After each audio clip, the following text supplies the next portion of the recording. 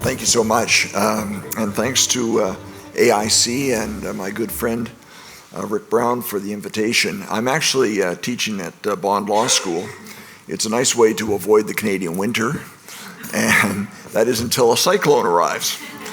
So I got to enjoy beautiful 28-degree weather, then a week of lockdown and rain and wind, and then somehow was able to escape through the Gold Coast airport when it reopened, and here I am today.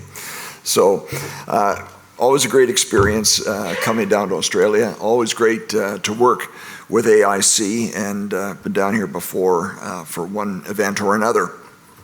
I'm coming at this from a different perspective. I'm not a criminologist.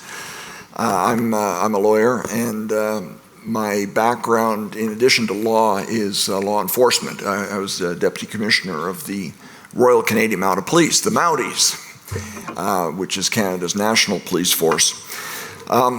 I was not personally involved in this case, but it is one that certainly is well known in Canada, and it's acquired a lot of notoriety around the world, and in many ways is responsible for sextortion being a term that is recognized around the world. It's a tragic case, but it really actually dovetails quite nicely with the work that the two researchers who just preceded me have been doing.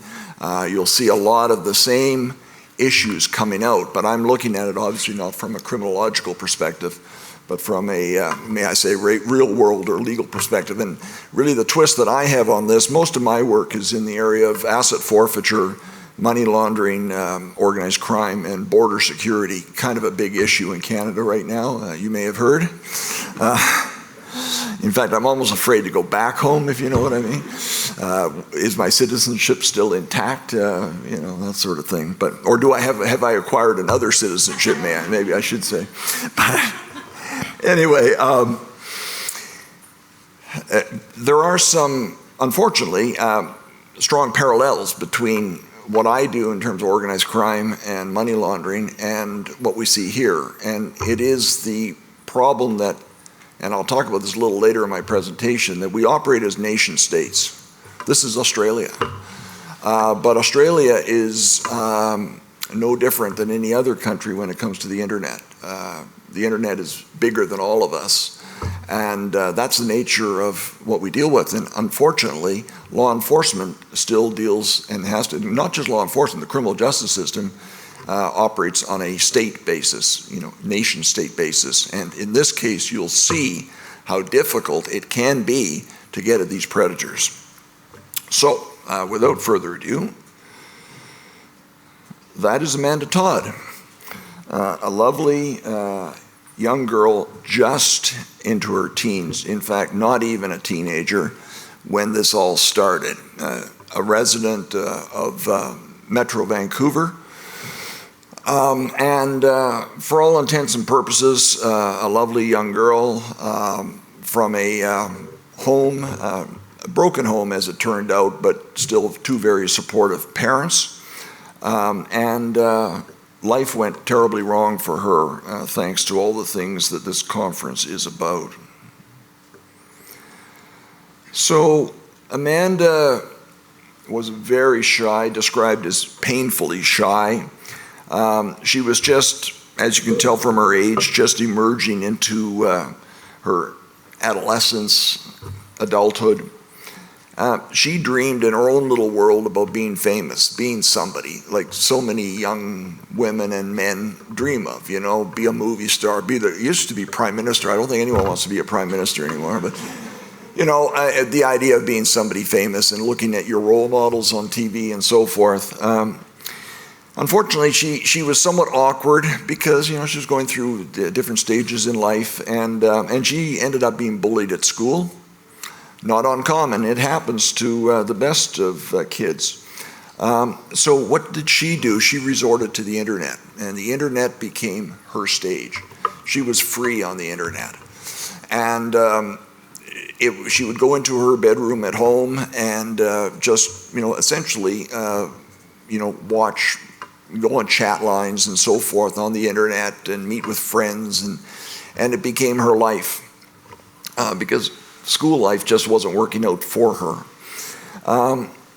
She liked creating videos, and I can remember my youngest daughter, who now runs a fashion business, her own fashion business, and is an influencer on the internet. She also started by creating her own little videos. She did cosmetic videos when she was in her early teens, and I was like, how do you do these, you know? And she'd post them online, and I was just like blown away by it. Well, this, at that time, little girl was doing exactly the same thing. She was creating videos and so forth. But, you know, she was obviously very conscious of how her body was changing, and she was an attractive little girl, and had a lot of friends online. She felt very comfortable online, and all the things that, you know, we know about and we talk about here today and so forth, these were so foreign to her. She knew none of any of that. To her, it was her escape. And as I indicate there, it was her affirmation. You know, it was her identity, and she got attention there. And she really liked this attention, and it sort of dovetailed with, you know, I want to be famous someday. And she was getting attention from her friends online and people that she didn't even know that were on these different chat lines. She became very adept at using social media, and at one point she got a webcam. And she talked that over with her dad and whether she could have one and so forth. And there was concern, but okay, you can have a webcam. And next thing you know, she displayed an image of her breasts. That was it. But that was enough.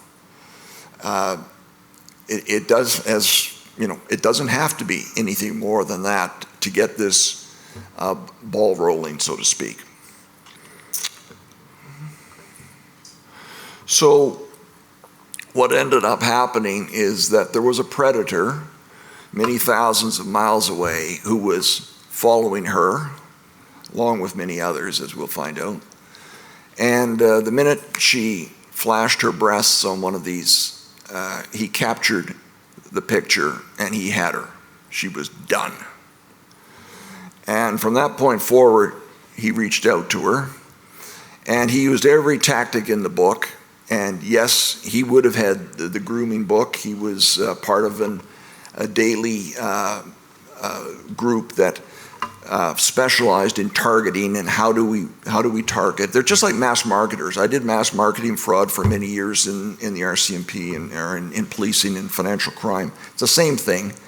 You've got your sucker list in mass marketing fraud, and you go after people repeatedly, grandmas and grandpas of the world in that case oftentimes, and you have your playbook.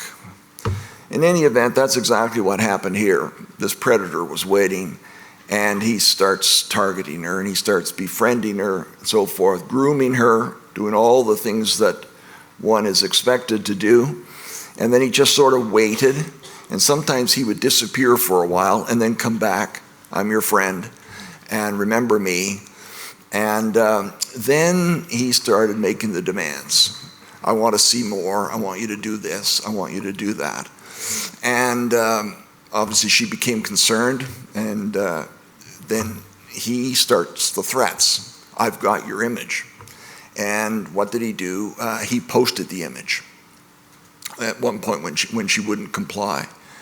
And he posted the image on a porn site, and then he disclosed to people that she knew, and he knew who she knew because he could tap in on her Facebook and so forth and see who her friends were. And next thing you know, everybody in school was aware of her images on this porn site. And she became a real target at school. She was called all sorts of names. She was bullied. It was just totally aggressive. And she went more inward all the time. She didn't want to go back to school. She hid in her house. She actually, at one point, she brought her mother into this. Her mother became aware of what was taking place. They did go to the police. They did complain. The police opened a file. It doesn't appear that much was done. It was considered one of many cases that come in, and we'll talk about that in just a second. The threats continued, and Amanda actually changed school, went to another school to get away from her friends who were bullying her. predator didn't let up. He found the school that she was at. He then, again, through manipulating social media and finding out who her friends were, he posted her nude or semi-nude photograph as a new Facebook friend, and then invited her friends at the new school to join her Facebook page. You can imagine the reaction. By this time, we're talking about something like a 13-year-old girl. So life for her became, extremely difficult. The targeting started 2009 to 10. The explicit images were circulated in 2011. Severe bullying at that point.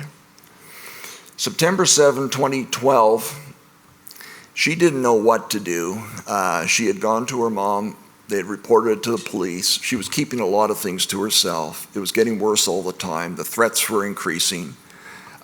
She'd been targeted at her second school. She was basically made into an avatar, really. That's what she was, and I failed to mention that in the previous slide. She became like a faceless human being. Actually, she had a face, but if you know what I mean, the manipulator could do anything he wanted with her, the cyber extortionist.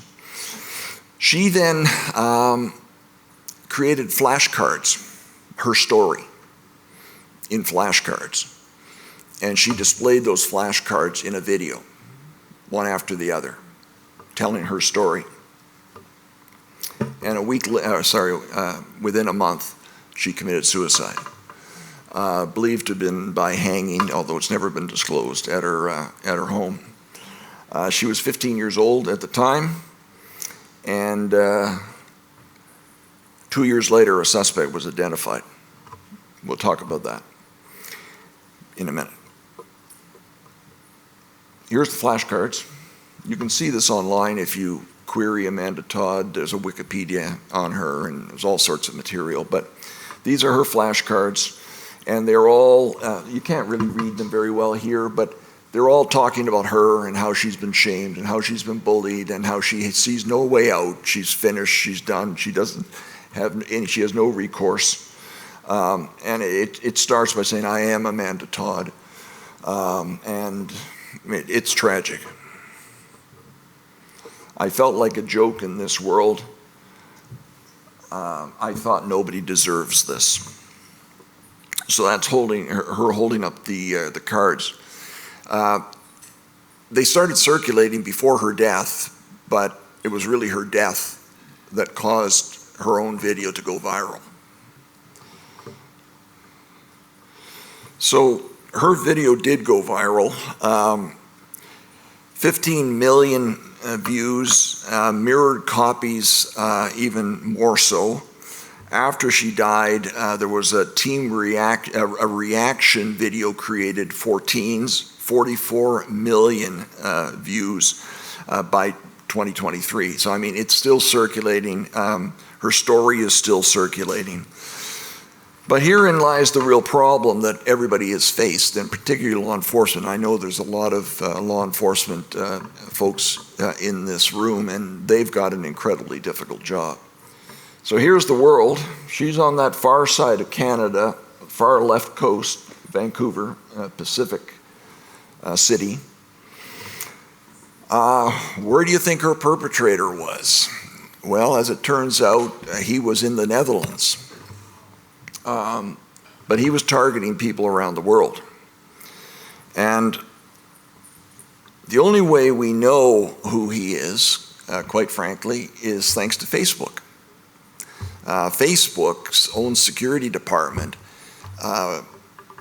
became aware of something going on involving Amanda Todd.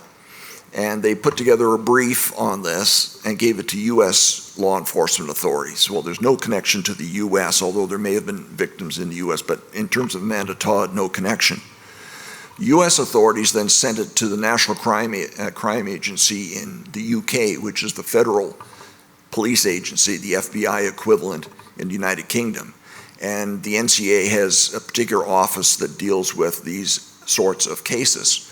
The NCA received this, and then they recognized that it looked like the predator was in the Netherlands. They then sent it to the Dutch National Police.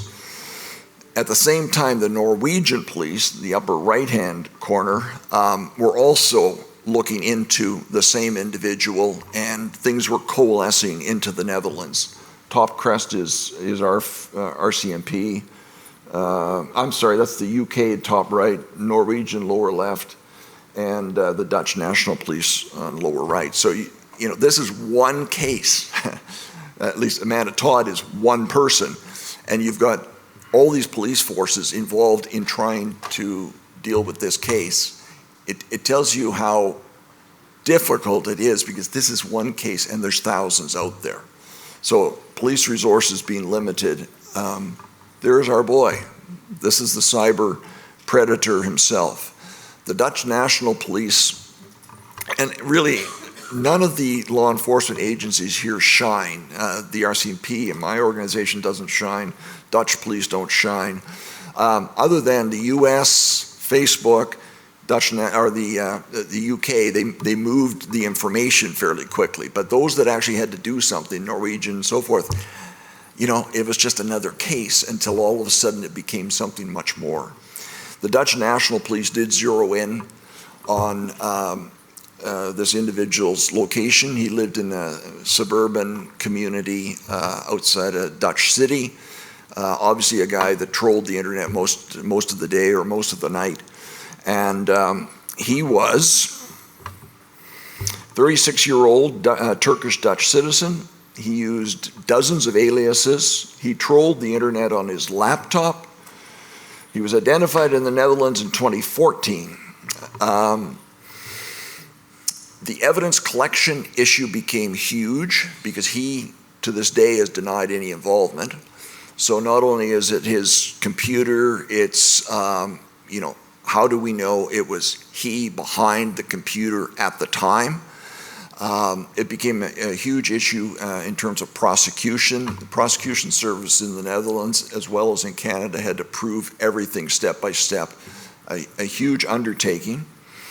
2014, he's identified in the Netherlands. He was convicted in the Netherlands, received approximately a 11-year prison sentence for various sex-related crimes.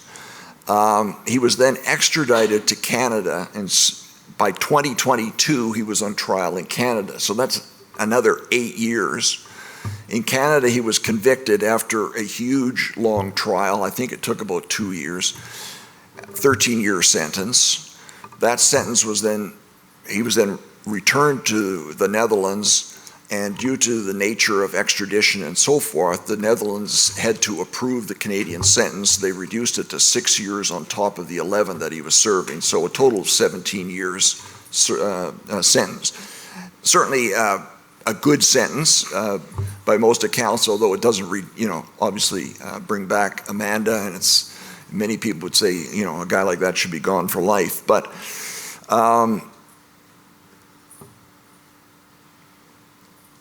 what I will say before I move on to this is that when he was arrested, they found 5,800 bookmarked names. So that would be what we would refer to in mass marketing world as his sucker list. He had chat logs of all of this. He had all sorts of images on the computer. Turned out there were 39 victims like Amanda Todd identified in countries around the world. He faced a total of 72 charges in the Netherlands alone.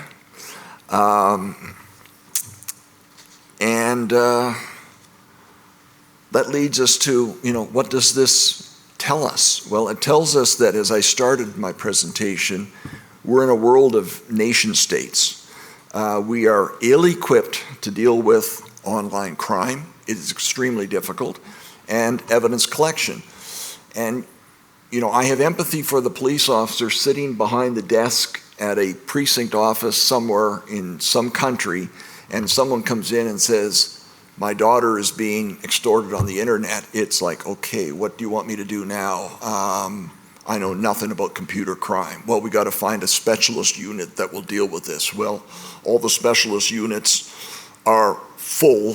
Their workloads are, full. They don't have time, so it becomes a resourcing issue, et cetera, et cetera. And that's what we have on the right-hand side. Police must prioritize, and every police force has different demands and priorities. So what might be a priority in Canada and one location in Canada may not be the priority in Norway and the Netherlands and so forth. And oftentimes where we are, it's violent crime tends to be, violent street crime is what most people are concerned about. I run into this all the time when you're talking about high-end financial crime and so forth. It takes a back seat often to what the public is crying for, and that is safety in the streets. Same thing with anything online. It's complex, requires lots of resources, and those resources are not necessarily there. And that goes to how we view the world. So there's Australia, there's China, there's India. These are nation states. But in terms of the internet, there's Australia. It's just floating around there with everybody else. Interestingly, in terms of Amanda Todd, her mom has been her fearless, fearless advocate. That is not right. Fearless advocate. And Carol has been a common, she was on TV all the time. She tracked the case all the time. She was always there. She sat through the 2 years of trial in Canada. She was everything to Amanda. And it's hard to be critical of either she or her husband. There's a full video from our Fifth Estate, which is a news, like your current affair here in Canada, Fifth Estate, where both she and her estranged husband talked about how they tried to help Amanda and so forth while she was going through what she was dealing with. But after her suicide, her mom really stepped up in terms of dealing with this entire issue. She didn't want to ever see another girl go through what her daughter did. So what's her impact been? What's Amanda's impact been? Well, as I again mentioned earlier, sextortion actually became a term that really flew around the world. It became almost commonplace after what happened to her. She's been described as the girl who woke up the world. In 2012, she was the third most Googled person. Vigils in 2013 were held for her in 38 countries. Unfortunately, there's always a downside to everything, and her mother has become the victim of a cyber stalker. And there have been many, comments and obscene, obscene comments and so forth placed on social media with respect to Amanda and her parents and so forth. So there's always a nasty side to all of this, but overall her impact has been incredible in terms of the crime itself, in terms of education. Certainly in Canada, her name resonates within the school system and so forth, and the Amanda Todd case is something that kids are quite familiar with. There's been tremendous outreach as a result of what happened to her. Where I would say I don't think we're too much farther ahead is in terms of the criminal justice system. How do we bring these predators to jail because they're not sitting next door to the victim, which is where most violent crime is actually pretty easy to solve. And so is property crime, because offenders tend not to move very far from their own, where they live. But when it comes to the online predators, they can be anywhere. And we've certainly seen that in other forms of crime, and it's just ever so the case here with regard to sextortion. International treaties and so forth, police forces tend to work very well together. Comity between police forces is something that we see everywhere. It tends to be the criminal justice system. It's clunky. It doesn't matter where you go, it tends to be clunky. And processes are different everywhere. Evidence requirements are different everywhere. And so delays take place. Like it took 2 years to just arrange the extradition of the perpetrator from the Netherlands to Canada, and then another 2 years to get ready for his trial, and then the trial, so everything is clunky. And I don't have any answers for that other than I think it is definitely a priority area that we have to look at, because yes, it's important to deal with the victims, that's the most important thing, but there are predators out there, and there has to be a disincentive to doing what they're doing, because as you folks know, it's rampant. And I believe that's it. Amanda's case brought global attention to the dangers of cyberbullying and online exploitation, leading to greater internet safety and stricter laws against online predators. And that certainly was the case in many countries, and certainly in Canada, that it really has been a bonus in terms of safety issues, and also we have seen changes in our laws, but at a great cost to this poor girl's life. And there she was, an innocent, 1996 to 2012. So I don't mean to bring a somber note into all of this, but I think it is a real world example worth recognizing, and it does, as I say, dovetail, I think, quite nicely into the work that we've heard from the eminent researchers that preceded me. Thank you very much.